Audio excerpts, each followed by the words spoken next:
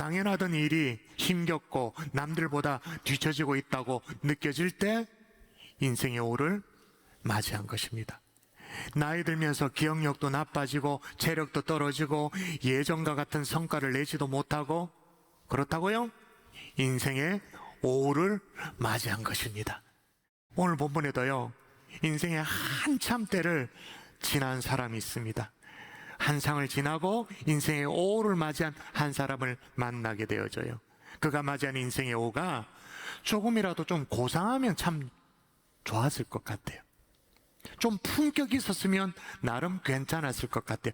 그런데 그렇지 않았어요. 사람들의 눈을 피해가지고 겨우 물가에 나와서 물을 기르는 그런 신세가 되어졌습니다. 뭘 보면 그렇게 말할 수 있냐면 한번 읽어보도록 하십시다. 거기 또 같이 시작. 거기 또 야곱의 우물이 있더라. 예수께서 길 가시다가 피곤하여 우물 곁에 그대로 앉으시니 때가 6시쯤 되었더라. 사마리아 여자 한 사람이 물을 기르러 왔음에. 자, 여기 보세요. 때가 언제라고 말합니까? 때가 언제? 6시다. 여러분, 성경에 나오는 시간을 일반적으로 쉽게 환산할 수 있는 방법은 뭐냐면 거기다 6을 더하는 거예요. 그러면 어떻게 됩니까? 오늘날의 시간으로 12시가 되어지죠. 12시 정오에 아무도 다니지 않는 막 탈 것 같은 장렬한 태양이 막 비추는 그런 정오에 우물길로 나온 거. 왜? 사람들이 안 움직일 때, 사람들의 눈을 피하려고. 이렇게 물을 길러 온 이 여인과 예수님과 만남이 이루어지고 대화가 시작되어지는데 처음 주제는 물이었습니다. 물 좀 달라고 주님이 요청을 하셨어요. 그렇게 시작된 대화가 15절에 어떻게 이 물과 관련해서 대화가 마무리되는가 또 읽도록 하십시다. 여자가 시작. 여자가 이르되 주여 그런 물을 내게 주사 목마르지도 않고 또 여기 물 기르러 오지도 않게 하옵소서. 아멘. 오히려 물을 좀 달라고 요청하는 거예요. 입장이 바뀌어버렸잖아요. 분명히 주님이 먼저 물 좀 달라고 말했는데 물을 구하는 사람이 물을 공급하는 사람으로 바뀌어버렸어요. 물을 줄 수 있던 공급자가 물을 수요하는 수요자로 뒤바뀌게 된 거예요. 여기서 분명히 알 수 있는 것이 뭐냐?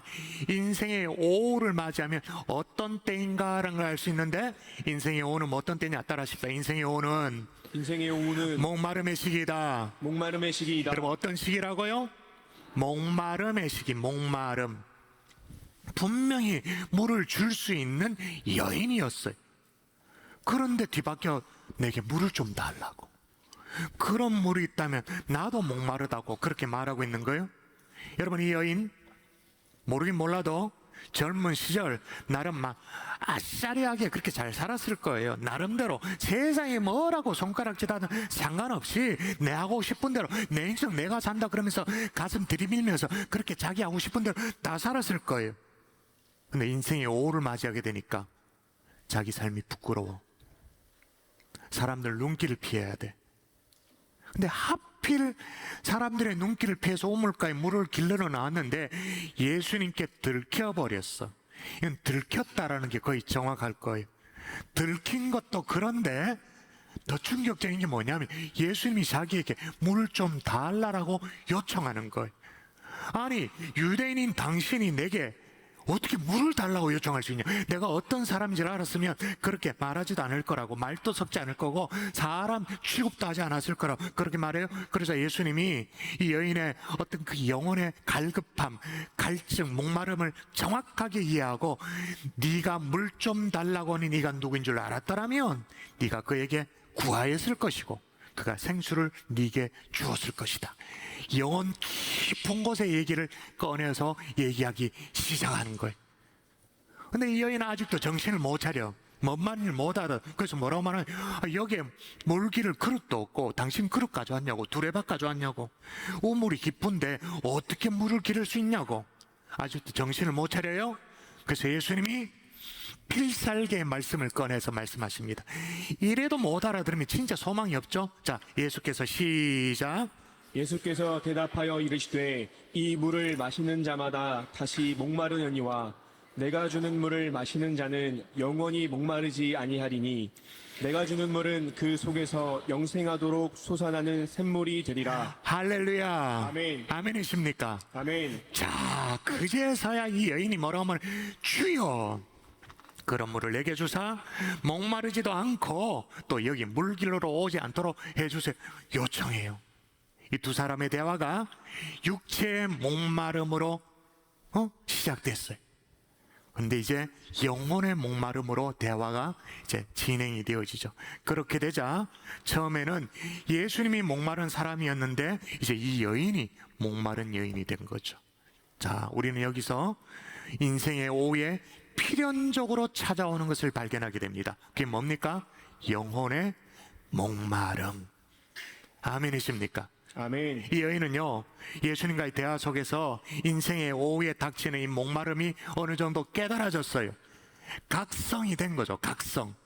제가 각성이 됐던 것처럼 대횡성 관절염 각성.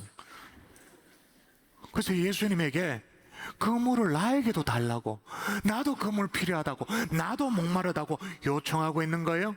여러분, 사람들은 태어나서 1차적으로는 육체 중심적으로 삽니다. 그렇게 인생을 살아요. 육체의 만족을 추구하면서, 물질의 만족을 추구하면서 그렇게 나름의 어느 정도의 행복을 느끼며 살죠. 근데 인생의 오후를 맞이하면 그런 것들로 만족하지 않아. 행복하지 않아요.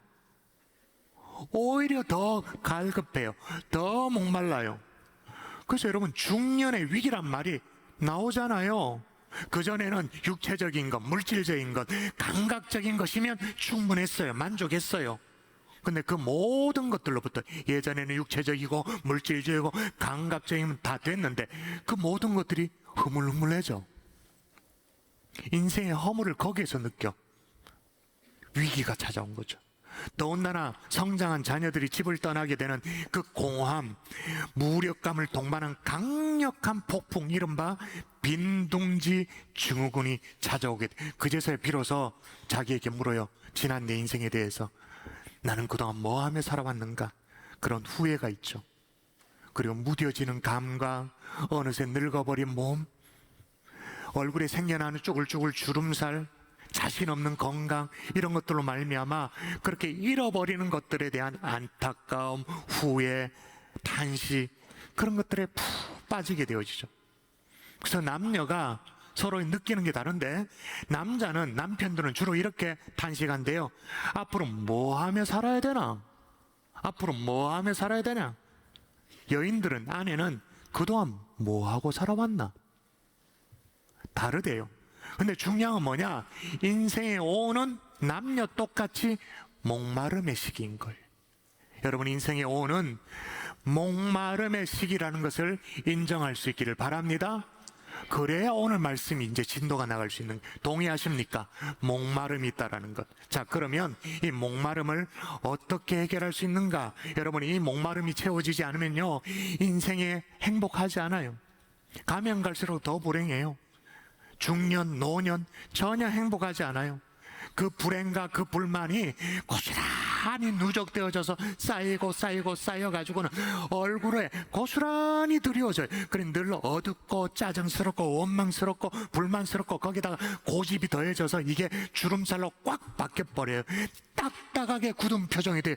분명히 내 새끼인데, 내 손주인데 내게 안 와. 할아버지 무섭다고, 할머니 화난 모습이 무섭다고, 딱딱하게 굳어진 표정. 그래서 우리끼리 여러분 자조적으로 하는 얘기가 있잖아요. 늙어도 어떻게 늙어야 된다고요? 예, 곱게 늙어야 된다. 딱딱하게 우락부락 무섭게 늙으면 안 된다. 그러면 어떻게 해야 될까요? 따라하십시다. 다른 생수가 필요하다. 여러분, 다른 생수가 필요하다, 이 말은 어떤 의미에서 갈아타야 된다, 그 말이에요. 갈아타야. 1971년도 카테리나 사람이 인간에겐 두 종류의 지능이 있다, 그렇게 말합니다. 하나는 유동성 지능, 하나는 결정성 지능. 유동성 지능은 뭐냐? 논리적인 판단을 하는 거죠. 그리고 어떤 유연한 사고를 해가지고 새로운 문제를 해결하는 능력, 이게 유동성 지능. 이 지능은 30대, 40대 이제 좀 지나고 나면 급격하게 감소. 그래서 50대, 60대 바라본다? 그러면 유동성 지능은 거의 고갈한 상태예요. 근데 반대로 결정성 지능은 뭐냐? 과거부터 지금까지 쭉 살아온 어떤 지식을 활용하는 능력이에요. 이 결정성, 이 지능은 유동성 지능이 떨어질 때 결정성 지능은 반대로 이게 올라가는 거예요. 변화의 쌍곡선을 그리는데 요때 갈아타야 된다 이 말인 거예요. 여러분, 보통 사람들은요, 이 목마름이 오면 과거의 것들로 채우면 되는 줄 알고 한창 때의 것들에 더 몰두해요. 더 집착해요. 그러면서 등장한 말이 있잖아요. 옛날의 것들, 과거의 것들이 더 집착하면서 유행하는 말, 라떼는 말이야, 내가 소시적인 말이야, 라떼는 말이야.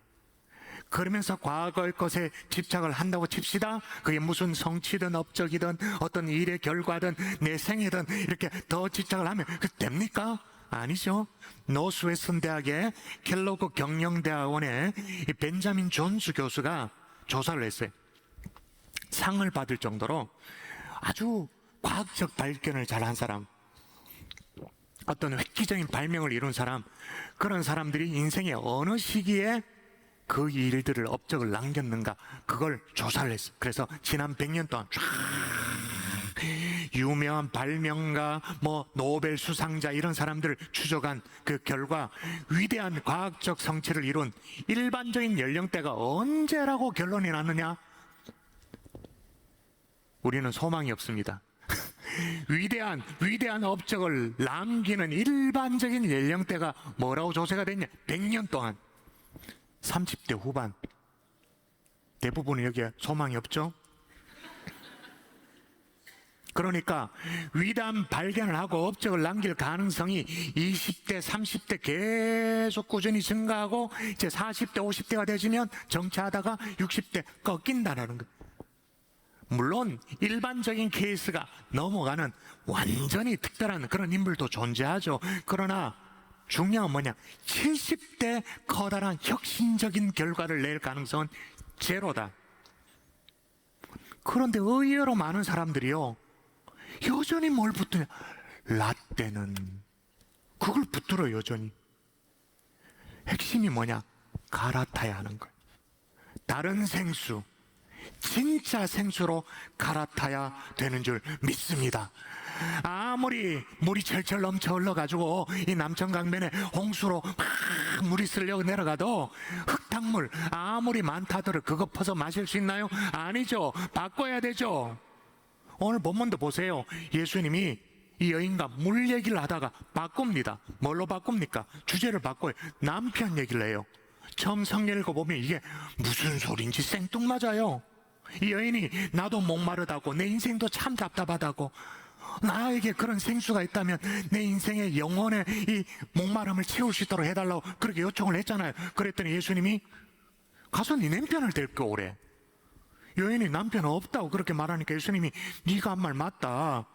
너는 남편이 5 있었는데 지금 있는 자도 네 남편 아니다. 그렇게 말해요. 네 말 맞다. 그렇게 말합니다. 한번 읽어볼까요? 자, 읽습니다. 너에게 시작. 너에게 남편 5이 있었고 지금 있는 자도 내 남편이 아니니 내 말이 참되도다. 여러분, 이게 무슨 말이에요? 지금까지 너의 목마름을 해결해 줄 걸로 믿었던 그 남편, 그 남자, 그런 걸로 안 된다 그 말인 거예요. 더욱이 가짜 남편으로 해결할 수 없다 그 말을 하는 거예요. 그런 세상의 것들로 목마름을 해결할 수 있는가? 그런 거 아니다 그 말이에요.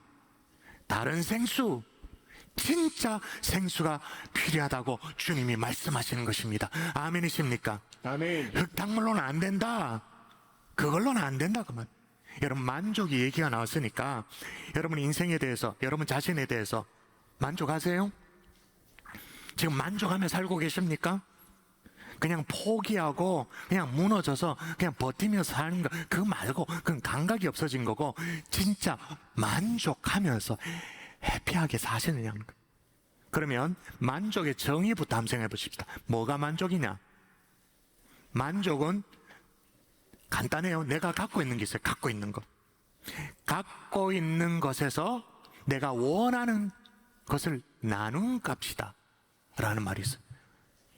이해가 되십니까? 만족이란 뭐냐? 내가 갖고 있는 것이 있는데 갖고 있는 것에서 내가 원하는 것을 나눈 값이다. 자, 그러면 만족하기 위해서는 갖고 있는 것을 늘리든지 아니면 내가 원하는 것, 바라는 것을 줄이든지 둘 중에 하나예요. 그런데도 만족을 위해서 계속 더 원하는 것, 갈망하는 것, 그걸 더 추구하면 어떻게 될까요? 당연히 만족도가 떨어지죠. 아이러니하지만 여러분 묵상해 보세요. 스페인의 한 성자가 그런 말을 했어요. 원하는 게 적은 사람이 가장 많이 가진 사람이다. 다시요. 원하는 게 적은 사람이 가장 많이 가진 사람. 심지어는 이렇게 말해요. 원하는 걸 만들지 말라. 현실적으로 어렵죠. 그러나 인생의 오를 준비하는 분들이라면 잘 생각해 보시면 좋을 것 같아요. 그렇기 때문에 이런 말이 있잖아요. 노욕은 노추로 이어진다. 자, 심지어 이런 말을 하고 싶지는 않았습니다만은 노욕은 노추로 이어진다. 추하다 그 말이. 나이 들수록 욕심을 줄여야 된다 그런 말이죠. 자, 그러면 단순히 욕심을 줄이고 죽은 듯이 그냥 숨만 깔딱깔딱 쉬며 그래 살아라, 금욕적으로 살아라 그런 말인가? 그건 아니에요. 예수님이 이 여인에게 하신 말씀의 핵심을 이해해야 돼요. 뭐예요? 가짜 남편은 안 된다 그 말이에요. 또 다른 남자 꺼다 붙인다고 되는 게 아니다.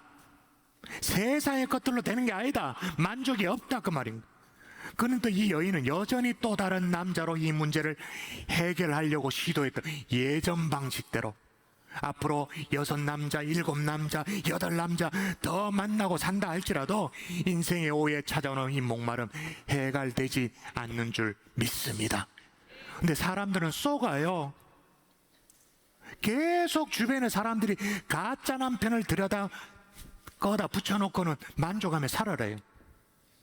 이미 속아봤는데 또 속아요. 계속 속아요. 왜? 바꾸지 못하는 거예요. 그 트랙을 벗어나지 못하는 거예요. 옮겨야 되는데 그런 것들로 목마름이 해결되지 않는 줄 믿습니다. 진짜 생수가 필요한 줄 믿습니다. 여러분, 오늘날 우리 시대의 가장 큰 문제가 뭐예요? 영적 기갈이 허덕이는데 내 영혼이 갈급한데 육체적인 만족, 물질적인 만족 이런 걸 꺼다 가지고 해결하려고 막 밀어 넣으니까 터져나가는 거예요. 그냥 더 얼반 거예요. 인생의 오후에는요 그런 물질적인 것들이 맥을 못 춥니다. 다 나가 떨어지는 거예요. 인생의 아침에는 조금 도움이 될지는 모르지만 그러나 여러분, 오늘 본문의 이 여인이 다행스럽게도 정신을 차려 이제 이 여인이 정신을 차리고 뭐가 더 소중한지를 알고 대화의 맥을 이제 잡아가지고는 가짜 남편 얘기가 끝나고 난 뒤에 곧 예배 얘기를 꺼내요. 예수님의 말씀의 핵심을 잡은 거죠. 그래서 어떻게 예배하면 되겠냐고 물어요. 이 질문에 예수님이 그 유명한 말씀으로 답변을 하시잖아요. 이 상황 속에 이 말씀이 나오는 거예요. 자, 읽도록 할까요? 자, 아버지께 시작. 아버지께 참되게 예배하는 자들은 영과 진리로 예배할 때가 오나니 곧 이때라. 아버지께서는 자기에게 이렇게 예배하는 자들을 찾으시느니라. 아멘. 이렇게 예배하는 자를 찾으시니라. 이 말은 무슨 말이에요? 하나님께서 이렇게 예배하는 자를 찾는다. 그 말은 네가 하나님이 찾으시는 예배자이다.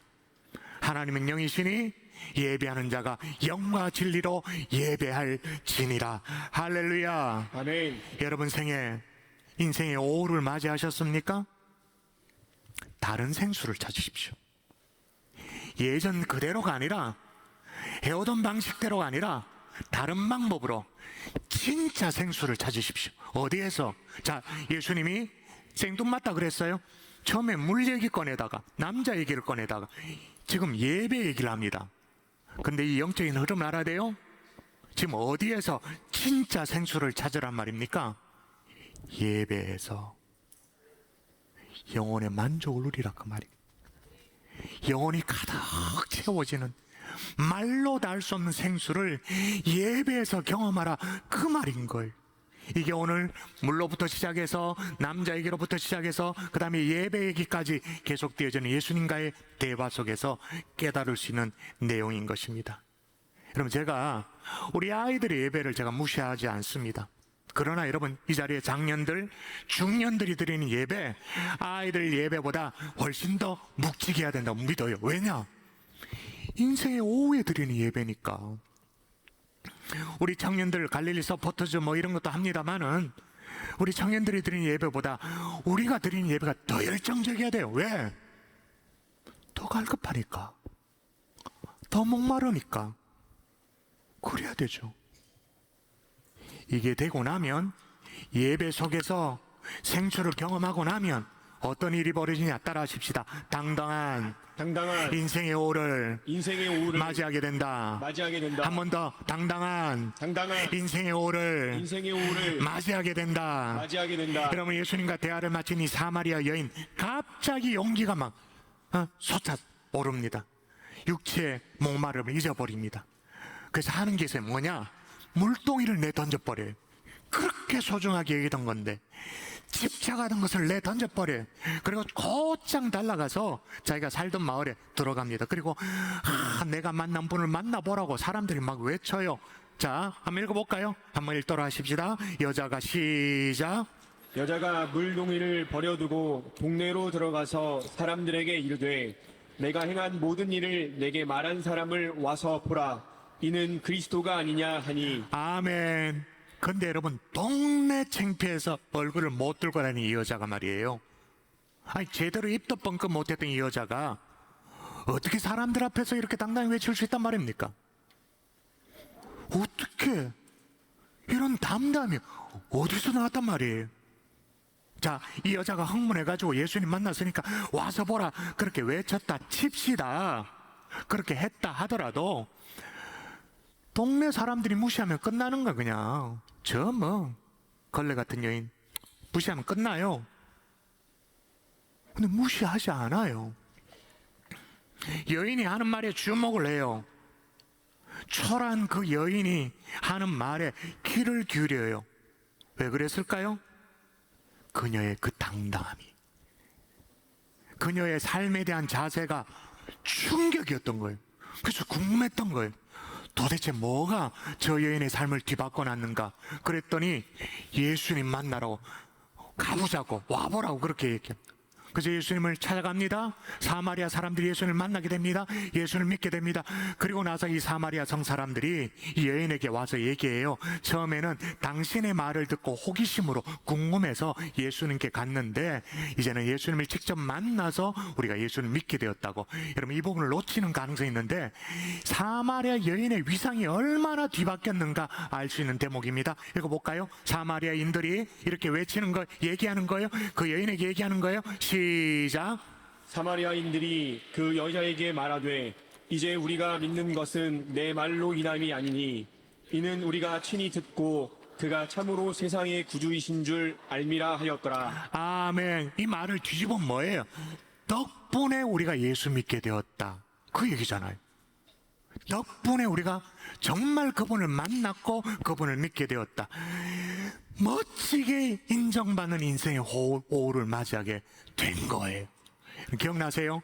그 설교 처음에 비행기, 거기에 아무도 나를 알아주는 사람이 없다고, 차라리 난 죽는 게 나을 것 같다고 아내에게 얘기했다가 아내가 제발 그런 얘기 하지 마세요. 불 켜보니까 사람들이 알아보고 인사하고. 오후가 당당해진다면 인정받는 인생이 될 줄 믿습니다. 말씀의 결론을 맺을게요. 인생의 오후를 맞이하셨어요? 언제 닥칠지 모르는 인생의 오후를 준비하고 싶나요? 인생의 목마름이 있다라는 사실을 깊이 깨달을 수 있기를 주의 이름으로 축복합니다. 아멘. 그 목마름 늘 같은 방식으로 안 돼요. 그 여인에게 남자를 한 편을 갖다 준다 해보세요. 해결되어지나? 아니에요. 방법을 바꿔야 돼. 갈아타야 돼요. 다른 생수, 진짜 생수가 필요한 줄 믿습니다. 아멘. 그 생수를 어디에서 구해요? 예배의 자리에서. 예수 그리스도를 만남으로 인생의 의미를 새롭게 발견하는 하나님의 종들 될 수 있기를 주 예수 이름으로 축원합니다.